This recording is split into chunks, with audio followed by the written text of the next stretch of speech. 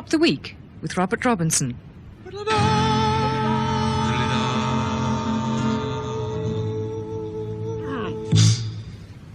Hello. Our conversation this evening comes from Anne Leslie, the journalist, Benny Green, the versatilityist, Stephen Oliver, the composer, and Dr. Michael O'Donnell, the lapsed physician. This week, the music is chosen by Benny Green, and when we get to it, he'll tell us why he picked the piece.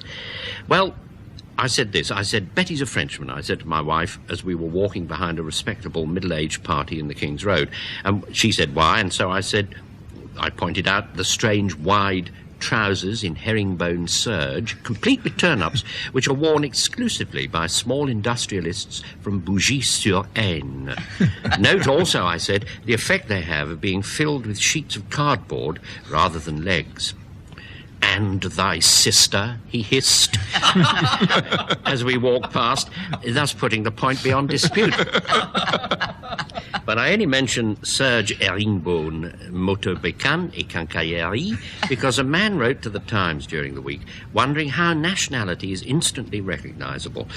He'd been spotted as English before he'd opened his mouth by a German who had offered to row him round the Starnberger See back in time for tea. But he wondered what gave the game away. As far as I know, he wasn't wearing a waistcoat over an old Malburian T-shirt, nor yet Cornish pasty slip-ons and a yellow metal digital worn on the inside of his wrist. What irrational tests do the rest of you apply? I think you put your finger or something on it when you were talking about the Frenchman's trousers. It's to do with the way you move your legs, actually.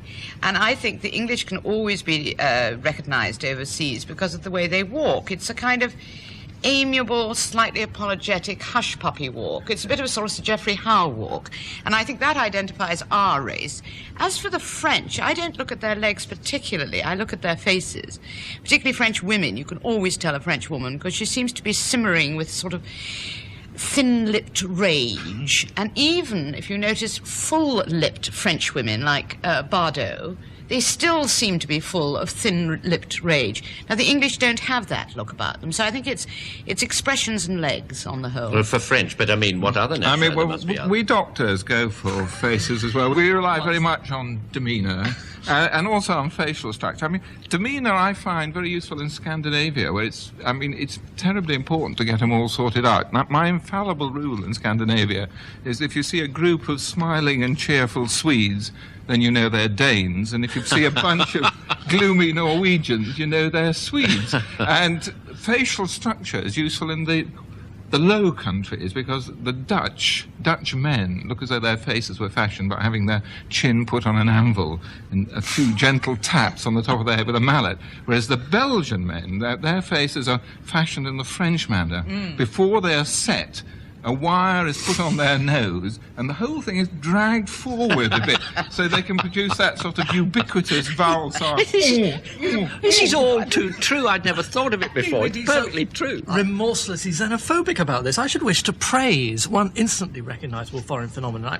I'm perfectly willing to concede, even to Michael, that the way you tell an Italian family is because of the continual disobedience of their children, which require a continual stream of vituperation from their parents, or that habit the French have of tube trains talking to each other very loudly in perfect Parisian accents, thus demolishing at one blow. Yes, that's rotten of them. Isn't That's it? absolutely Isn't it? rotten. Two of Englishmen's strongest, dearest prejudices. One is that French is a language impossible to speak properly, even by the French. And the other is that a tube train is analogous to a cathedral in that only the lowest murmur is a permissible social act. And I confess to an irrational fear of that mad assiduity of the Germans, or the possessive habit of the Japanese of taking photographs like a sort of spell. If they think that if they take enough photographs of an object, you actually get the object as well. Or that sinister band that Michael was hitting on, sinister band of golden-skinned, rucksacked youths and maidens who walk the streets talking in a language which no one has ever been able to identify. It's Finnish. And no, it's clearly they're aliens who by the calmness of their demeanour mean they're going to take us over. I must be the only person at this table that can't nail anybody. I mean, I practice, you know. I turn on Wimbledon and I don't know who's playing, and I say, oh, that's a German, that's a Swede. I'm always wrong. I never get any nationality right. I thought Boris Becker came from Somerset when I first saw him. He looked like one of those. Incidentally, it's the Somerset people that speak that language that Stephen was talking about that nobody can understand. They're all from Somerset, you know. He has got this washed-out look, hasn't he, Boris Becker? Yes, he has, yeah. It's one of those dangerous counties. You have to go abroad for stereotypes, because I noticed that, in fact, nations only export their stereotypes, and I learnt that one always assumes, of course, having been to the Riviera, Rimini, and all the others, that all Swedish women are very long and thin and with great waterfalls of hair and virtually no clothes on. And it came to me, and doubtless would come as a great surprise to all those little Lotharios who flare their tiny nostrils at these creatures at Rimini, that there are short, dark, fat, spotty Swedish girls. Never. But they all stay in... Don't believe it. No, they stay in Sweden. They're not exported. You see, what there is there's an invisible filter across the Skagerrak, and all the listen blogs fall through it to the south, and the fat ones stay north. So you only export your stereotypes. The easiest ones to spot, of course, Australian women who look exactly like Australian men, except they wear a kind of High Court judge's wig on. And they have bigger moustaches as well. Oh, I wouldn't. Whenever I've been in America, I'm always accused of being Australian, for instance. Now, I know I speak English badly, but I can't speak it that I can make an educated guess, as they say. But I mean, Benny, I think really, I believe that it's a much more difficult, subtle question than that. I think it's to do with the light, the mood, the situation. And I only want to illustrate that with a true event. I was walking along Marylebone Road some years ago with a friend of mine, and he stopped short in the middle of his diatribe. He said, "My God, is my father coming along?" And he knew that his father had gone into this tailor shop every day of his life for 50 years. What was his father doing walking down the street in the middle of the afternoon? And when we got close, it turned out to be a Chinaman. So there's a story. I don't know what that is. The significance of which escapes. Well, the significance of it is that... No, don't leave it. It's pure. It's beautiful. I don't want that explained. We've managed to get on the wrong side of practically everyone. Let's see if we can't get on the wrong side of all the others with this little question, one of those terrible, inexplicable conundrums that we often have here. Been the week of the blazer, hasn't it? Because Henley isn't really about boats, it's about blazers, and the many different versions, with and without strawberry topping, that people are seen in. Well, sir, the question has to be put bluntly, short and sharp. Why is a blazer naff? Because you usually don't have any right to it if you're wearing it. I think the only blazers... I'm talking about even the ones without any badges or, that on them. Ah, yes. No, well, I'm talking about the Original blazer, which I think only can be seen at... Mind you, this is a question that has defeated some of the best brains in menswear. You mean the ordinary blazer with the brass buttons? That's it. And the implications of sporting prowess. You pretend you've never met such people. Well, no, you move in rarefied circles. I've met them indeed, and I had my late grandfather made blazers, among other things, because he was a bespoke tailor of great skill, and he was asked to do all kinds of build all kinds of uniforms, clothes, coats, jackets, among which were blazers. And he made a blazer once, he made a lot of clothes once, for a man I think was either a marquis or an earl, I can't remember which, and I was about 8 or 9, and I cross-examined him. I said, "You're making this thing, when is the earl coming for the fitting? Because the blazer's got to fit him, you've got to button it up." And my grandfather told me this wonderful story of English priggery and snobbery. He said, "He never comes for a fitting, he sends his man." And I said, "What do you mean?" He said, "Well, he employs a man who is the same dimensions as he is. And he's got this job, and he's only there because he is the same size as his employer." You're avoiding the thrust of my question. Why is the blazer naff? I can tell you well, why. Because Wait, I'll just get him to go on a couple of seconds. I'm not going to have him duck out like this with tales of his granddad and simply everything. Because the majority of people have worn blazers, especially in fiction, have been attempting to pose as gentlemen when they're not. That's the simple truth of it.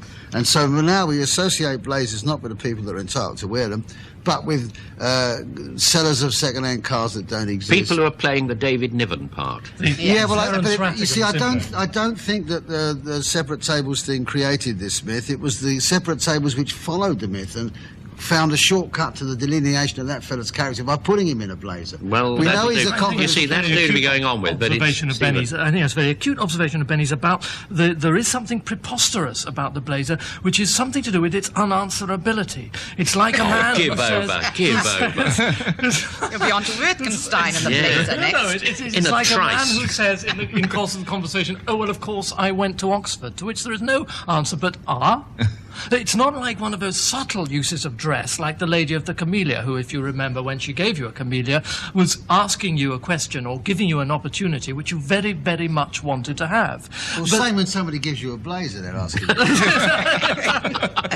Is that right? But there's something, I mean, the blazer is like being given a custard pie. It's as unanswerable and irrevocable as that. But You see, no, so you haven't, you haven't answered, and I'm well aware. You see, I'm not going to say much more myself, because I do understand your dilemma, Stephen, and Benny's, and to a great extent all of us. There is no answer. There is no sufficient answer, but there are lots of little answers. Let's have another little answer. There's very little answer here from me, which is simply that the blazer is associated with all sorts of English institutions like schools, the proper schools, Henley, and this sort of thing. And it's also associated, because of those connections, with people who are rather healthy and rather stupid. Now, when you see people who are neither healthy nor stupid wearing one, you immediately think they must be a cad. They're not English enough, and there are all sorts of people who you deeply suspect of not being English, and they are invariably blazer wearers, like David Frost or Geoffrey Archer. These are people who are trying the fancy dress of Englishness, and that's why I think one thinks it's nice. Well, I'll put that into the file and see if it with the others. Another tiny contribution. I think a lot of blazers are worn by people in the evening or off duty. In their evenings, metaphorically, when they wear uniforms during the day. Ah, yes. When they get out, they're much favoured by, and they are protective, rather like titles. I mean, it's the Jimmy Edwards remark that if you go into a pub in Britain, any pub in Britain, any time of the day, and say, "Is the Major in?" They'll say either, "Oh, he's down the other end of the bar," "Oh no, you're a bit early for him," or he's having his blazer and clean. I think he's having his blazer clean. I think it is that same protective little thing. They're naked without the uniform. We haven't addressed, when we must. We really must get rid of the business of the badge. Now, the only nice thing I ever heard about Frank Sinatra was that he wore the badge on his blazer it must have been, of his favourite whiskey, which was Jack Daniels. The only nice thing I've ever heard of it.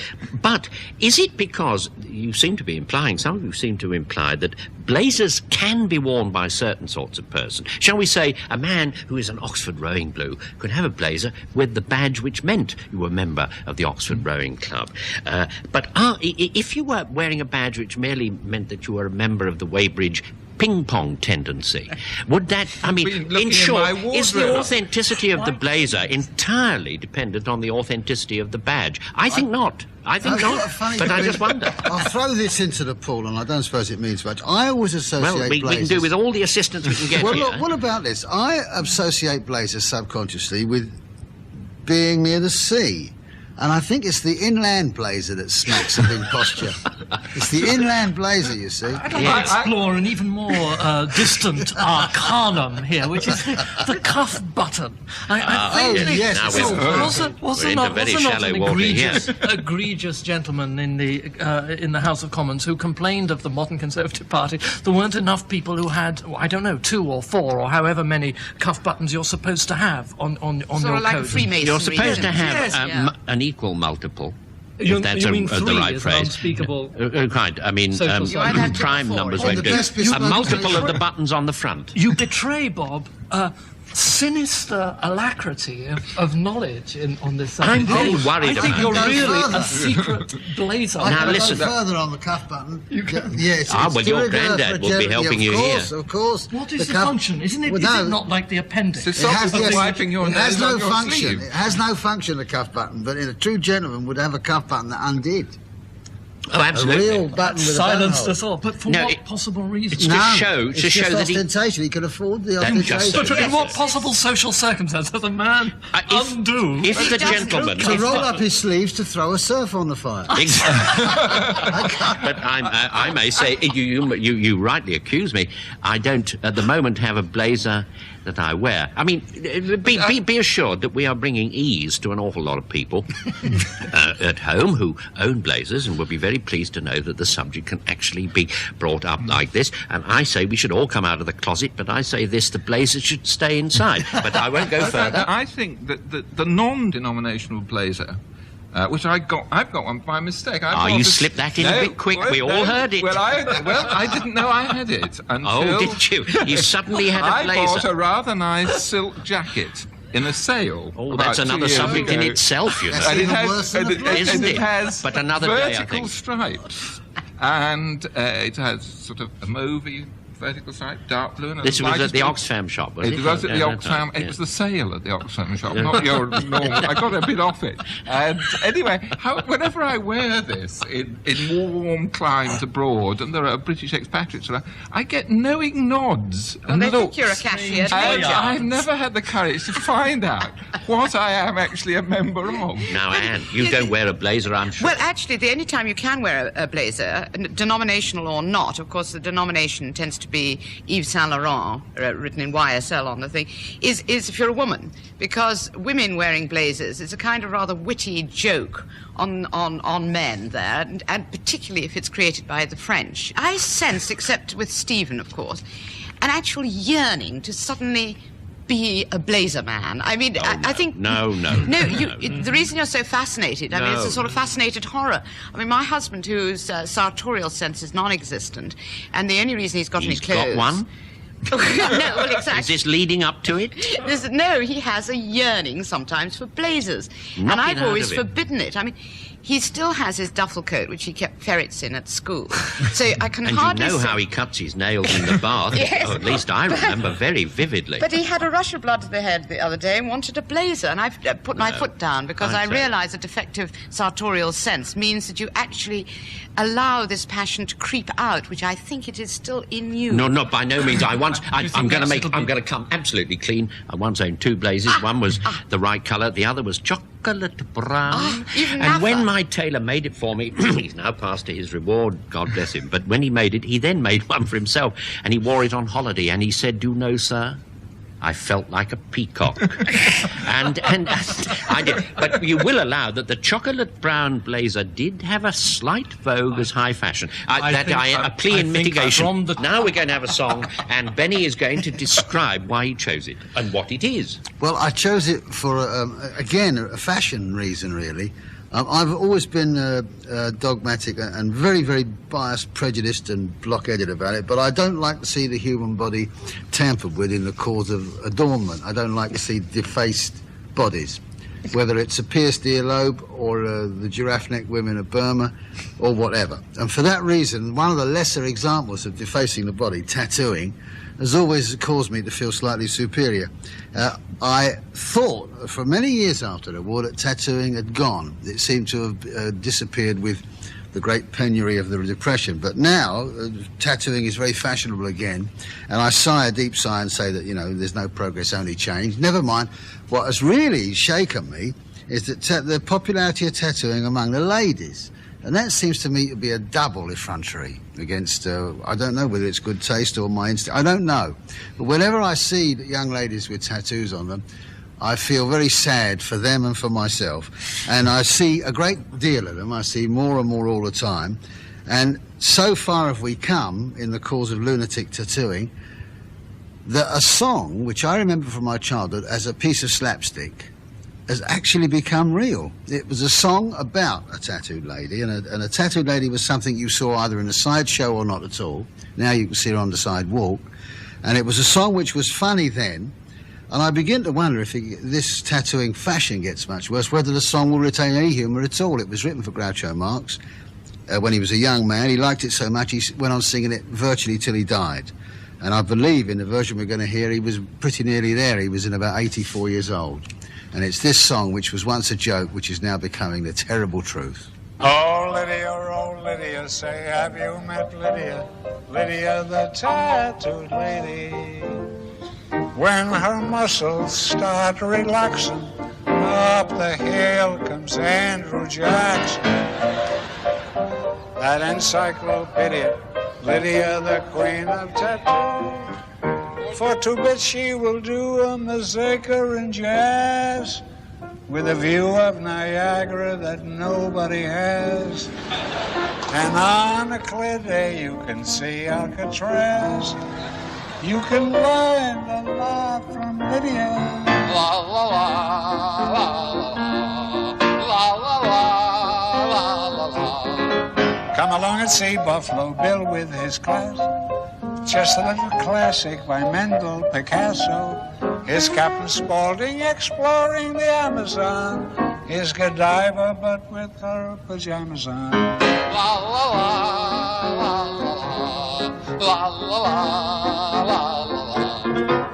Oh Lydia, say have you met Lydia? Lydia, the queen of them all. She once swept an admiral clear off his feet. The ships on her hips made his heart skip a beat. And now the old boy's in command of the fleet. For he went and married Lydia. I said Lydia. He said Lydia. I said Lydia. He said Lydia. Olé! I think it's marvellous he doesn't have to sing well. I mean, very few people... I mean, T.S. Eliot didn't have to recite poetry very well, did he? No, Anyway. Groucho belongs in the category of the unsingers. That's right. Wonderful unsinger. But most distinctly that. Yes. Now then, I want to say this. No one's absolutely top-notch who doesn't play chess. You can sneer at crossword puzzles. Who wants the trouble of climbing into a fifth-rate mind? But when Raymond Chandler said of chess... as elaborate a waste of human intelligence as you could find anywhere outside an advertising agency, you hear the panic-stricken note of a man who expects to be beaten. At least I know my place. I can't play the game, or at least play it as though it was drafts with nicer pieces. But I've never disguised the fact that I'm thoroughly ashamed of myself for quailing before the sustained abstract thinking that the game calls for. Chess isn't the test to climb for the Alps, it is the Alps. And a book that tells the history of the game, which we've all had a little look at, reminds me how much I admire anyone who clambers about these abstract peaks. But I'd never try it myself, I'm not clever enough, and I'd hate being beaten. What do the rest of you say? I disagree with you. Totally or partly? No, almost totally. I played chess, and about the age of 13, I was at my peak, went into a decline. And I now see why people peak at pre-puberty, because when you read this book, I thought the sort of Fischer-Spassky infantile behaviour in Finland that we remember in the early 1970s was a one-off thing, but every championship of chess is played by infantile people. I see you're being defensive, just like Chandler. I'm not being at all defensive. I unfortunately have to work with civil servants occasionally who talk about, and they say to me things like, I remember one saying to me, that man has such a fine mind. And the thing is, he's like a chess player. It's an inadequate mind. Yes, exactly. And that it's not by mistake that there are no women involved in this book at all. There is a short, fat Russian lady who was very good. Stalin Prize winner. Probably gave her steroids. It's probably a fella from Kharkiv. Anyway, I've said my piece. Yeah, the defensiveness is breaking out all over. The maddest people I know are, you just have to ask them, do they play chess? And it's confirmed. And I mean, all the people in this book... Is that why you asked me whether I played chess earlier on this evening? Well, I mean, you can be just mildly eccentric. Therefore, it means you don't play very good chess. I mean, it's a graph, obviously. The better you play chess, the more parking mad you are. It is indeed. And I asked a truly mad friend of mine who plays very good chess, why is it there are no women in chess? And he gave an entirely sensible answer, which is that women are not so concerned with territoriality, the way their brains are made, and they also don't have the same spatial sense as men. And then he said also, of course, they're far too sensible. Because here we go, another way of defending the redoubt. No, because it's quite true. I mean, I think what is interesting about chess is the reason all these people go mad is it's a very distorted activity to live entirely in the realms of thought, logic, and reason. And the result is that these people who are living in this kind of way, they're constantly call in the sort of paranormal. I mean, for example, when Spassky was losing a bit of his energy, he immediately assumed that there was witchcraft around, or electronic form. He thought there was something in the chairs that Fisher had fitted, which was draining him. Now, you need a fine mind to detect that, you see. Well, I thought she was describing a catheter, and I thought you as a doctor might have explained it. Now, Benny. The list is much longer in this book. I looked through it with an open mind, actually an empty mind, because I can't play chess, but there's a man called Morphy, of whom, incidentally, there was a wonderful new form of literary cliche. It said, Morphy went in the room and began to wield the tactful rook. Now, how you wield a tactful rook, I do not know. Anyway, Morphy, who was quite a nice chap, ended up talking to people who weren't there. Steinitz, who succeeded him as champion, challenged God to a match. Lasker, who succeeded Steinitz, thought that chess was an allegory of life. His challenger, Rubinstein, gave up the game because every time he played in a tournament, there was an imaginary fly buzzing around his head. Alekhine, who was probably the most repulsive human being of the 20th century, could only play well if he was wearing a white pullover with a black cat on the front. Now, Zanevsky, what about Zanevsky, who developed the habit of spitting over his left shoulder? And it says in the book... You want him to spit over his right shoulder? Both shoulders, Bob, at the same time. But it's the book that goes on and says, this sometimes had an unpleasant effect on people who did not know him, implying that if you did know him, it was okay to get spit Well, yes, at. of course, in the world of chess players, it was normal, that sort of thing. And what about Karpov with the business of the Bilberry yoghurt? When Karpov was playing in the World Championship and his opponent got given a carton of Bilberry yoghurt, he said it was a message from his coaches. Well, of course. And he said when it's blackcurrant yoghurt, the play changes. And after that, they actually made a rule that this poor guy could only have plain yoghurt brought to him. But let me... And as you know, plain yoghurt is fatal for the brain in a chess match. It is, and I can assure you that even though I don't play chess, I know very well that Bilberry yoghurt is what motor cars are going to be run on in the future, and maybe next Tuesday week. Now, this is ridiculous. The madness and insanity of these people lie in their uneasy consciousness that they're already completely divorced from reality. And the image of this is described by the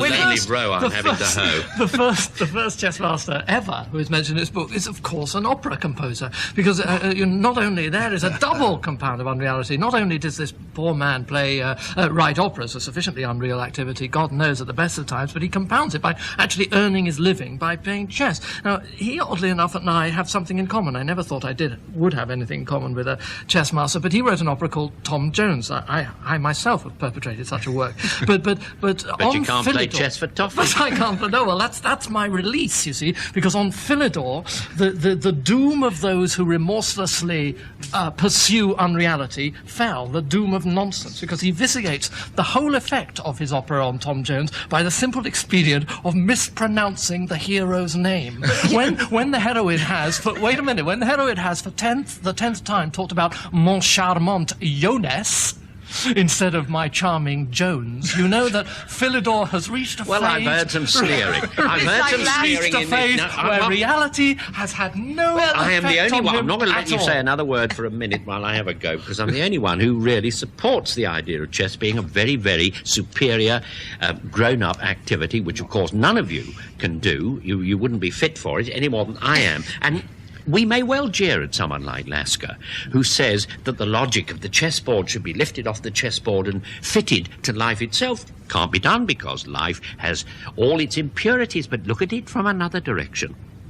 How many of us have benefited from those impurities, have been able, because life is impure, to deceive people into thinking that we are clever? I dare say a piece of impudence whose effrontery would instantly be apparent if we were ever denuded of our clothes, if you can be denuded of clothes, and faced across a chessboard. Well, that is where the truth would be I told. would be better at pigeon breeding than Lasker was. I mean, Lasker, who had this idea that you could make chess, life conform to the pure logic and reason of chess, then went into business, first of all as a market gardener, and his bookkeeping was wondrous to behold, but of course he was conned by every swindler around. He then thought market gardening was not conforming to the rules of the chessboard, and he went into pigeon breeding. Unfortunately, his first breeding pair were both male, and he failed at that. I just want to just want to interject. It's the least likely activity, off-stage activity, of a chess grandmaster breeding pigeons, even if he couldn't do it. But take what little comfort you can from it. He was. Oh yes, he was still going good-o at the age of 65. No, at chess, that is different. Over the black and white squares. Yes. I would like to bring up a point, which comes up early in the book, where it said that this man would take 2 hours over one move, quote book, if the position warranted it. And I submit that no position in any game could possibly warrant waiting 2 hours. But there is a cure for this. And I know you'll sigh again, but I would once again turn back to the greatest thinker of the century, Beachcomber, who said, the only salvation for chess is a running commentary.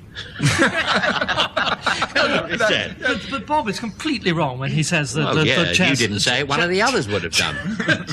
Chess dissolves away the pretensions of us all. Chess encourages... I can't be the only person who read this book and began to think that I knew what they were talking about. When this author writes that someone once beat the world champion by answering 1E4 with the outrageous 1A6 and then adds that the world champion was not amused, I found myself nodding sagely as if I actually knew what he was on about. And surely this is what Stephen Potter says. Do you remember that walk that Stephen Potter and a friend take, and one of them says, pawn to bishop 3, and the other one waits 20 minutes and then says, oh, beat me there, I fancy. But the thing about Lasker is my hero of all these wonderful Morphy characters. Is mine. He gave it up. Well, but he won't beat everybody. You will make a knock. You will interfere. I say that Lasker. You see, if you think he was just a sort of disembodied brain, oh dear, I shouldn't say that. It reminds me of the brain moving about, in a literal sense, disembodied. But no, Lasker used to win games apparently by chance. I'm only sort of deviling into this book when I say this, and one of the chess grandmasters sat down, analysed all the games, realised it wasn't luck. What the bold and splendid Lasker used to do, because chess is one opponent presenting a pattern and all its variations to the other chap. What Lasker used to do in the middle of the game was deliberately play badly. That's to say, he would destroy his own pattern, and the other person didn't know that was going to happen. So if you've got a perfectly prepared pattern with all its variations, but no pattern to fight against, you waver, at which point Lasker reverted to making patterns. Lasker knew that he was going to play badly, but of course his opponent didn't. Whether he succeeded as a pigeon breeder, I say that failing as a pigeon breeder is probably the greatest compliment you can pay anybody. I'm with you there, Bob. I mean, this is the point I was about to make about 2 hours ago. Well, I tried to get you to do it, but your natural modesty. These people are games players, and I think that is good games playing. It's the pretension in which they are allowed to indulge, and those around them are allowed to indulge. I mean, I thought it was a rather nice status symbol once to see somebody on an aeroplane reading music scores, and I've no doubt Stephen and Benny do it all the time when they're travelling. Yes, but very often. I was slightly put off when a chap across the aisle from me last year was just reading chess games, as they are in this book, all the moves. But not only that, every so often he broke into laughter. I've heard some humdrum stuff here in my days, man and boy, but I mean, let's face it, that humdrum, quotidian folk like ourselves are never going to, what the chess players do, burn out. Burn out? We're never going to set ourselves on fire. What we do is the equivalent of what? Knitting a muffler. But they burn out. Think of the way their cerebral arrangements thrum the whole time. All the dendrites and the synapses, Doctor, you'll recognise those terms, will wear out. Suddenly, that wonderful intellectual process, I haven't finished yet, will wear thin like Chinese rice paper, and it will tear. Oh, how glamorous. Oh, how Bertrand Russell, leaving the rest of us, listen, the rest of us do nothing except knit socks or variations and of that. Stay out of the lunatic asylum. Very nice people. Anne Leslie, Benny Green, Stephen Oliver and Dr. Michael O'Donnell were stopping the week with Robert Robinson. Groucho Marx provided the musical interlude, and the programme was produced by Michael Ember.